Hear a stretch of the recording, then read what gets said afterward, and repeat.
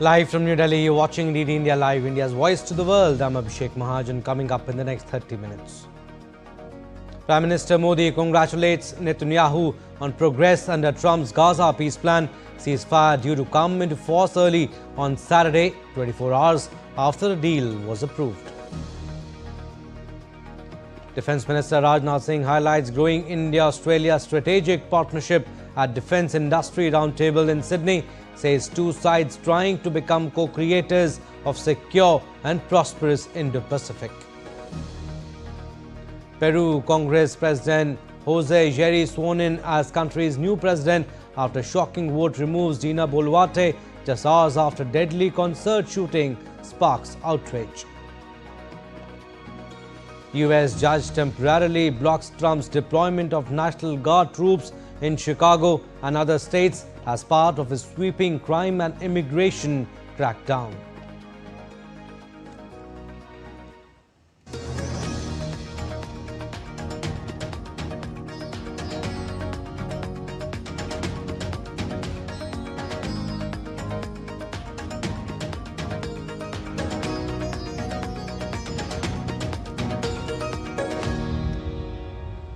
Our top story, Israel's government ratified a ceasefire with Hamas early Friday morning, clearing the way for release of Israeli hostages in exchange for Palestinian prisoners and the start of a phased withdrawal of Israeli troops from Gaza. The ceasefire in Gaza is expected to take effect early on Saturday. Hamas will exchange 20 living hostages for 2,000 Palestinian prisoners as part of the first phase of a deal to end the conflict in Gaza. The exchange will take place within 72 hours of the implementation of the agreement. The agreement is just the first phase of US President Donald Trump's 20-point peace plan, and there is still a number of sticking points to work out. Let's now take a look at what is expected to happen in this first phase. A ceasefire in Gaza is expected to take effect early on Saturday, 24 hours after the deal was approved by the Israeli government. Second, according to officials, Israeli troops will withdraw to a line giving it control of 53% of the Gaza Strip. This is the first of three withdrawal stages in Trump's plan. Thirdly, the release of Israeli hostages, alive and dead, being held by Hamas will begin, followed by Israel's release of Palestinian prisoners serving life sentences in Israeli jails, as well as detainees from Gaza. And lastly, the US is moving up to 200 troops already based in the West Asia to Israel to coordinate a multinational force which will monitor the ceasefire.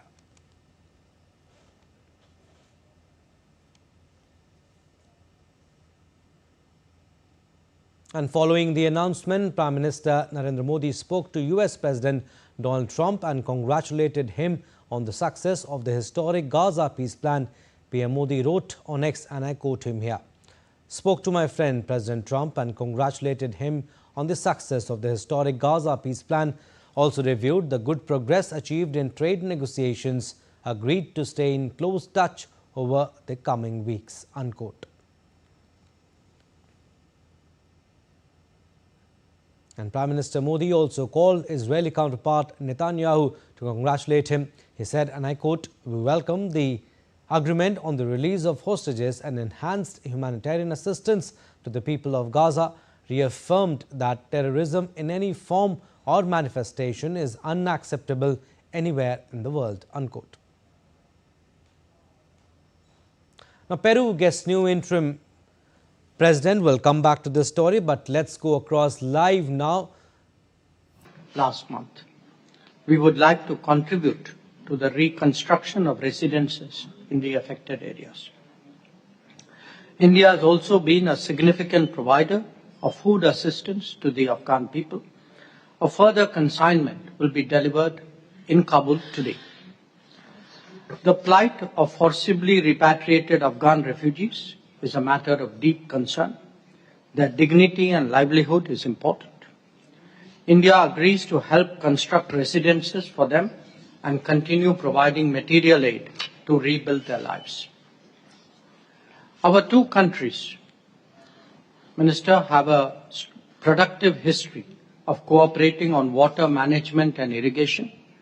We note the interest on the Afghan side in taking this further and are ready to collaborate on the sustainable management of its water resources.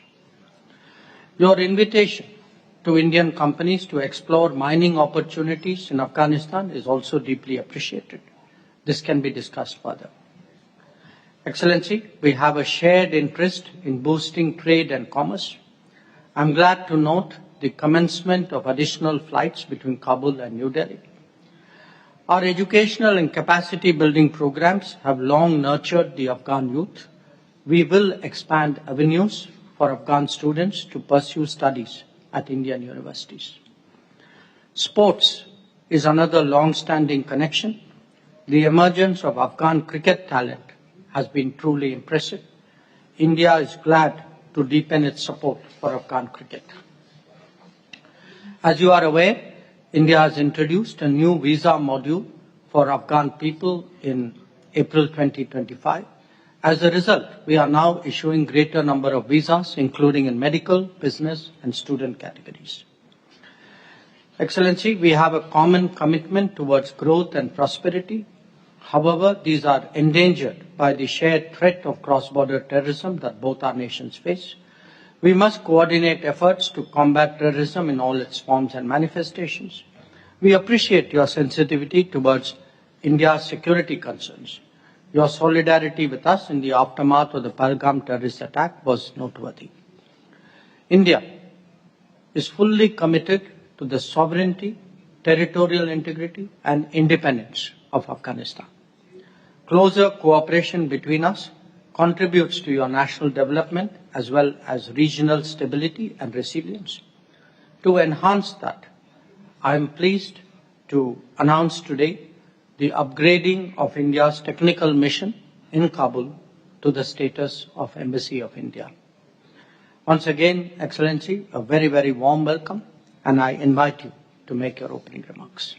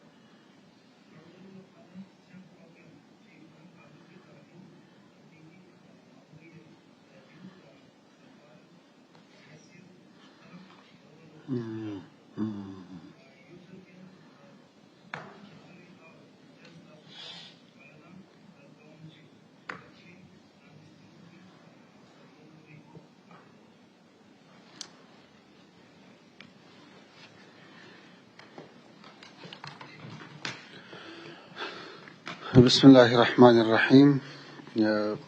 له هر څه نه وړاندې زه د تاسو له میلمه پالنې او دعوت نه مننه کوم.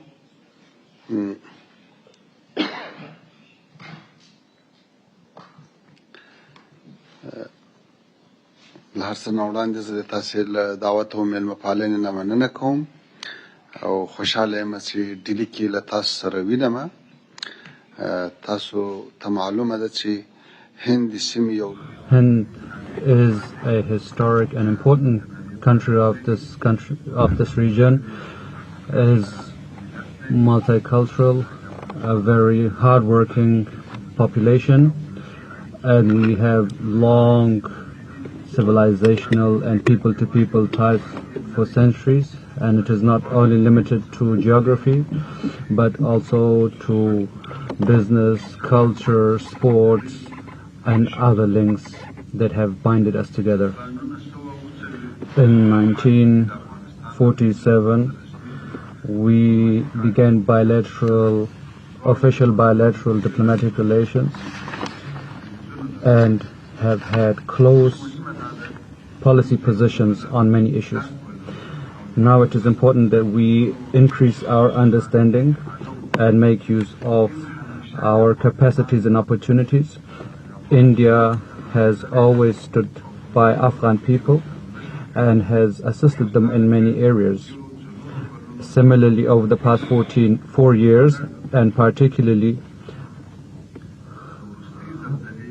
the recent earthquake in Kunar, India was the first country to respond in humanitarian assistance, and we would like to show appreciation. Afghanistan looks at India as a close friend. Afghanistan wants relations based on mutual respect and trade and people-to-people, political trade and people-to-people relations. The Islamic Emirate of Afghanistan stands ready to create a mechanism of understanding between two countries, and these consultative mechanisms work towards strengthening our relations. Approximately 9 months earlier, I met with the Deputy Foreign Minister Vikram Singh in Dubai, and this was the good start of high-level engagement, following which I had 2 phone calls with yourself, which gave new impetus to our relations. I am happy today that I am here in Delhi, and this visit will increase or strengthen the understanding between both countries and open a new chapter between these relations. We hope that Afghanistan and India, on an official level and in different areas, increase their engagements and exchanges. We hope that through talks and dialogue we can increase the level of understanding between us. During the American occupation, there was many ups and downs that happened. However, throughout this time, we never gave a statement against India. Rather, we always sought good relations with India. We will not allow any group to threaten anyone else or use the territory of Afghanistan against others. Daesh is a challenge for the region, and Afghanistan is at the front lines of this struggle. Luckily, the Islamic Emirate of Afghanistan, its forces and its strong struggle against it, has eradicated it from Afghanistan. The need of our region is that we combat this menace together, and this is a need for the common prosperity of both nations.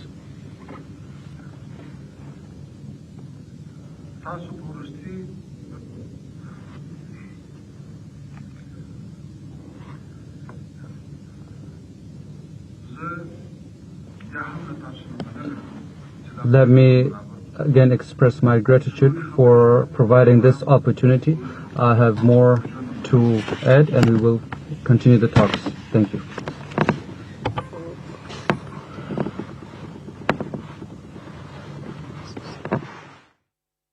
So we are getting you these live visuals from Delhi. India's External Affairs Minister Dr. S. Jaishankar holding talks with his Afghanistan counterpart Amir Khan Muttaqi, Afghanistan Foreign Minister. You heard the opening remarks of both the leaders, and will be getting you updates and outcomes from this high-level interaction.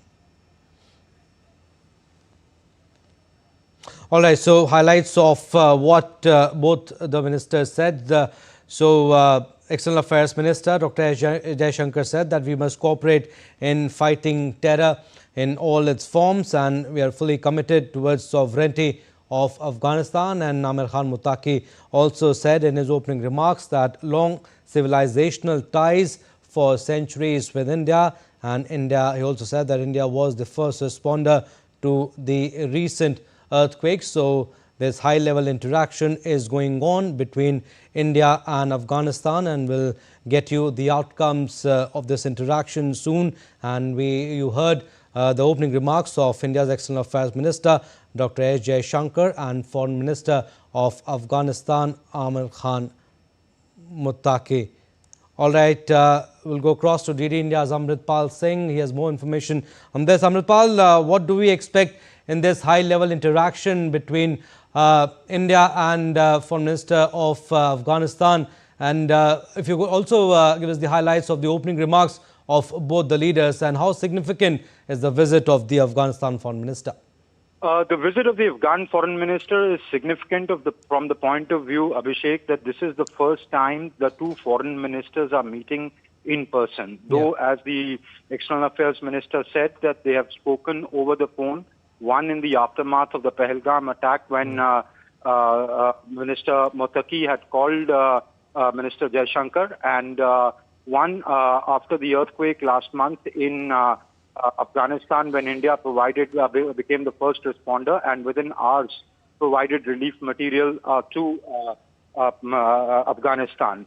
Now, as you know, that India does not have diplomatic ties with Afghanistan under the Taliban dispensation after they came into power in after they stormed into power in 21. India does not have diplomatic ties. India does not officially recognize Taliban as the government. The very fact that India is hosting Minister Muttaqi, given the very fact that the UN Security Council gave him a waiver to travel to India, means that there is some kind of a de facto understanding between India and Afghanistan, where India does not formally recognize Taliban, but is ready to renew its friendship and developmental ties with Afghanistan. And the External Affairs Minister said as much in his opening remarks. He said our commitment to the development of Afghanistan, to the betterment of lives of the Afghan people, and rebuilding Afghanistan in the aftermath of the earthquake, and providing them health security by announcing 20 ambulances, CT scan machines, MRI machines, etc., means that India is ready to engage with the Taliban. In Dubai in January this year, the Foreign Secretary Vikram Misri had met Minister Muttaqi.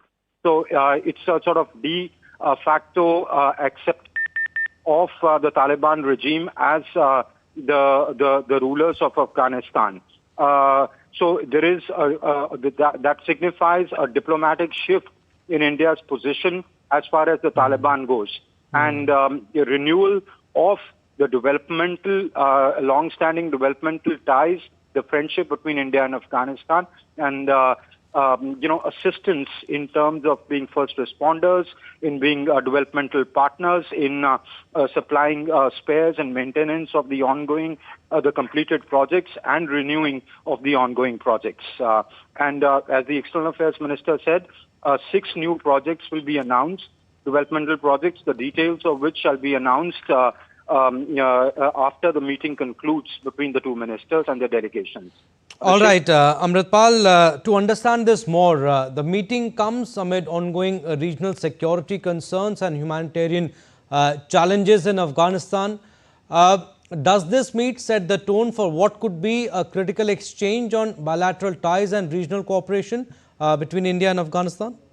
That's right. It does reset the relationship because this is, as I said, a de facto recognition of the Taliban, the first step towards that as the rulers of Afghanistan or the government of Afghanistan. Now, regional security is a matter of great concern. If you remember, when Minister Muttaqi had traveled to Moscow this week for the Moscow format, many countries, including India, had supported the Afghan stand of not allowing the Americans to once again establish the Bagram air base.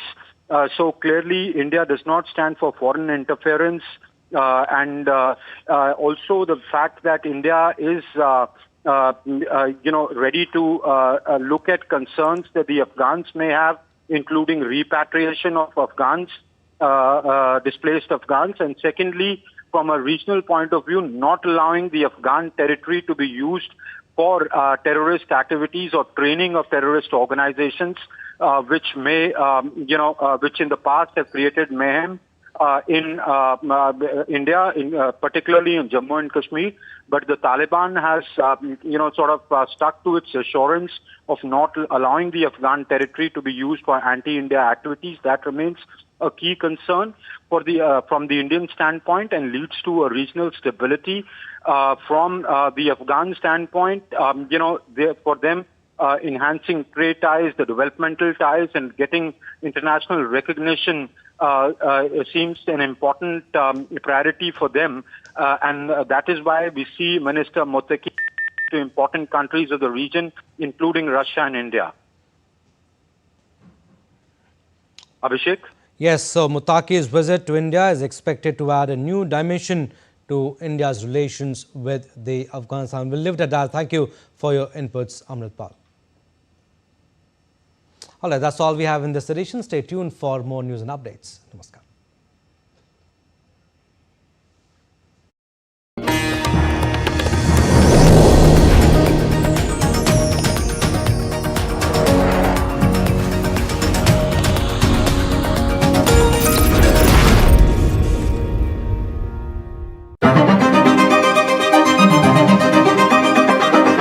So now you can't talk about British imperialism in India without talking about the East India Company.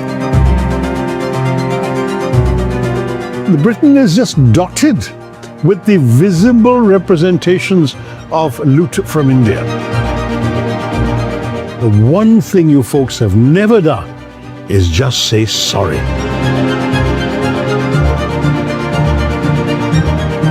Are you ready to roll? I am ready to roll.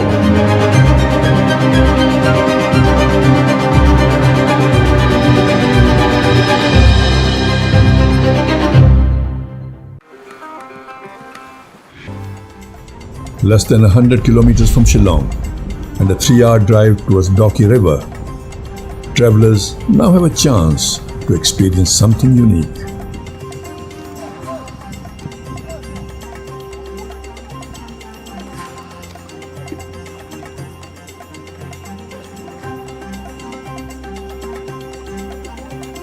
My name is Jason Jaman Lamare. I'm the co-owner of Pioneer Adventure Tours. So when we started, there wasn't even a road to the village. I mean, the road was in a very bad condition. So we came to the village and all that. This is in the month of, I think, October. We came here and we decided to, we just came for a fishing trip. Myself and a few friends, we bought our snorkeling gear as well. That day was when I realized that this place got potential for a lot of adventure sports. But what we wanted to do is we wanted to bring in scuba diving. Till date, a lot of my clients ask me, is it actually possible to scuba dive in Meghalaya, being a hill station? Till the time they come here, then they realize that this place is actually a paradise for scuba diving. Number one is because it's actually freshwater diving. It's not like your normal saltwater diving.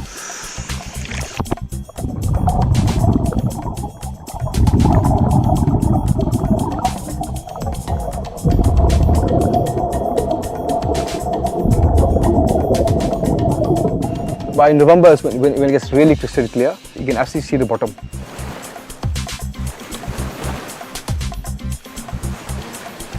And of course, it's the visibility. You can't imagine, like in some corner of India, we're hardly about 8 kilometers from Bangladesh, you have the cleanest river. That was the highlight. The idea was to pull in clients, selective clients, to come to this area to actually enjoy the area, enjoy meeting the local people, having the local food and all that. And then, camp and then dive.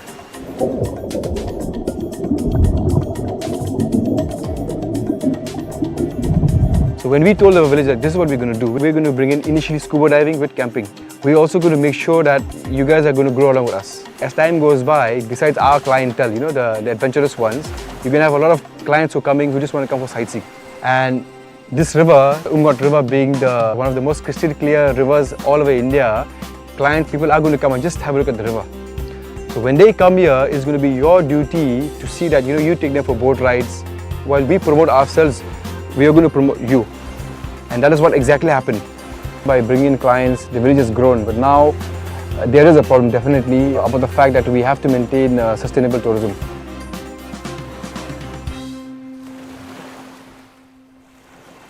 Since we are about 4 or 5 divers, what we do in the season is for about a week, we just clean up the whole river as much as we can. We get a lot of junk coming from upstream, mainly plastics, we just clean it up. Then of course, as the season goes, it's our job to see that this river is clean. We make sure that no one throws plastic.